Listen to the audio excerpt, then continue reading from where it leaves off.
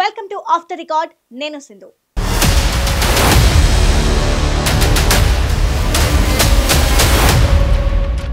జిల్లాలో అంతా తానే, పవర్ గివర్ జాంత నహి, నా మాటే శాసనం.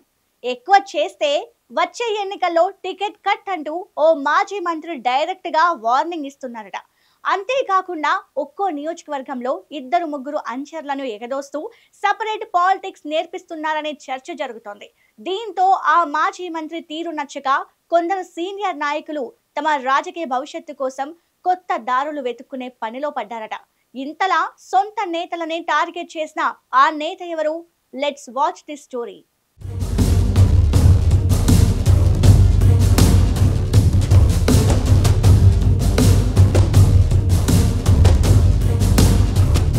అధికారంలో లేకున్నా బీఆర్ఎస్ పార్టీలో అంతర్గత కుమ్ములాటలకు అడ్డుకట్ట పడటం లేదు. కాంగ్రెస్ కంచుకోటగా మారిన ఉమ్మడి నల్గొండ జిల్లాలో 12 అసెంబ్లీ సెగ్మెంట్లలో సూర్యాపేట నుంచి మాజీ మంత్రి జగదీష్ రెడ్డి ఒకరి బీఆర్ఎస్ పార్టీ నుంచి గెలిచారు. ఈ ఒంటరి విజయాన్ని అస్త్రంగా మార్చుకున్న ఆయన సొంత పార్టీ మాజీ ఎమ్మెల్యేలకి చెక్ పెడుతున్నారనే చర్చ పార్టీ వర్గాల్లో జరుగుతోంది. మాట వినని మాజీ ఎమ్మెల్యేల విషయంలో తనకు దగ్గరగా మెలిగే స్థానిక నేతలను రంగంలోకి దింపి ప్రత్యేక వ్యూహం అమలు చేస్తున్నారని టాక్ వినిపిస్తోంది. అధికారంలో ఉన్నా లేకున్నా అదే వైఖరిని కొనసాగిస్తున్న జగదీష్ రెడ్డిపై కొంతమంది మాజీలు రగిలిపోతున్నారట. అవకాశం వస్తే మహబూబ్నగర్ తరహాలో పార్టీ మారే ఆలోచనలు చేస్తున్నారనే గుసగుసలు వినిపిస్తున్నాయి.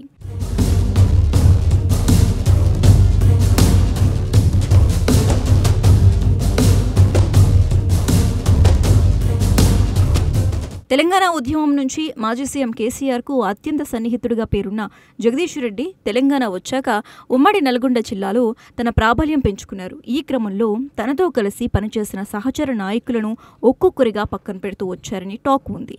తన మాట వినని వారిని పెద్ద ఆయన పేరు చెప్పి నయానో భయానో తన దారిలోకి తెచ్చుకునే ప్రయత్నాలు చేశారట. కొందరి విషయంలో పొమ్మనలేక పొగబెట్టారనే గుసగుసలు వినిపిస్తున్నాయి.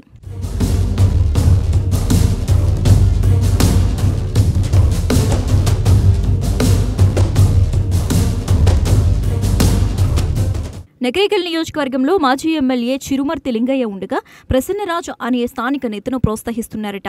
అలాగే నాగార్జునసాగర్లో మాజీ ఎమ్మెల్యే నోముల భరత్కు ప్రత్యామ్నాయంగా తన అనుచరుడు ఎమ్మెల్సీ కోటిరెడ్డిని రంగంలోకి దింపారట. ఇక భువనగిరిలో మాజీ ఎమ్మెల్యే పైల శేఖర్ రెడ్డికి పోటీగా చింతల వెంకటేశ్వర రెడ్డిని, ఆలేరులో గొంగిడి సునీతకు బదులుగా బూడిద భిక్షయ్య గౌడ్కు మద్దతు ఇస్తున్నారని టాక్. అలాగే కోదాడలో మాజీ ఎమ్మెల్యే బొల్లం మల్లయ్యకు ప్రత్యామ్నాయంగా శశిధర్ రెడ్డికి సహాయ సహకారం అందిస్తున్నారు జగదీష్ రెడ్డి.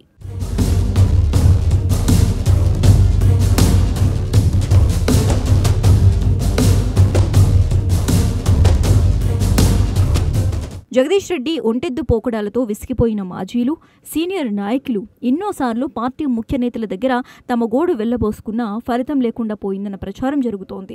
జగదీష్ రెడ్డితో సర్దుకుపోవాలని పార్టీ పెద్దలు సూచించడంతో ఇక చేసేదేమీ లేక తమ దారి తాము చూసుకోవటమే బెటర్ అని ఫిక్స్ అయ్యారట. మరోవైపు ఎమ్మెల్సీ కల్వకుంట్ల కవిత ఈ అంతర్గత రగడలోకి నేరుగా ప్రవేశించారు.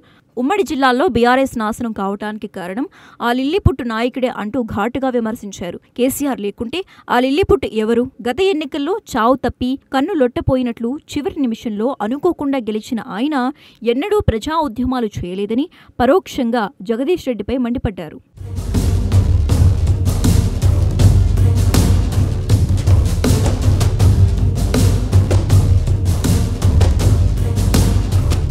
మొత్తానికి నల్గొండ జిల్లాలో బీఆర్ఎస్ భవిష్యత్తు ఇప్పుడు అగమ్య గోచరంగా మారింది. జగదీష్ రెడ్డి ఒంటెద్దు పోకడలకు తగ్గించుకుని పార్టీలోని నాయకులను కలుపుకుని పోకపోతే వచ్చే ఎన్నికల్లో ఉన్న ఆ ఒక్క సీటు కూడా కోల్పోవడం ఖాయమనే టాక్ వినిపిస్తోంది. అధికారంలో లేని పార్టీకి అంతర్గత కలహాలు ఎంత మాత్రం మంచిది కావని రాజకీయ విశ్లేషకులు చెబుతున్నారు. మరి జగదీష్ రెడ్డి ఈ అల్టిమేటం తర్వాత తన వైఖరిని మార్చుకుంటారా, లేక జిల్లాలో పార్టీ పతనానికి కారణం అవుతారా? కాలమే నిర్ణయించాలి.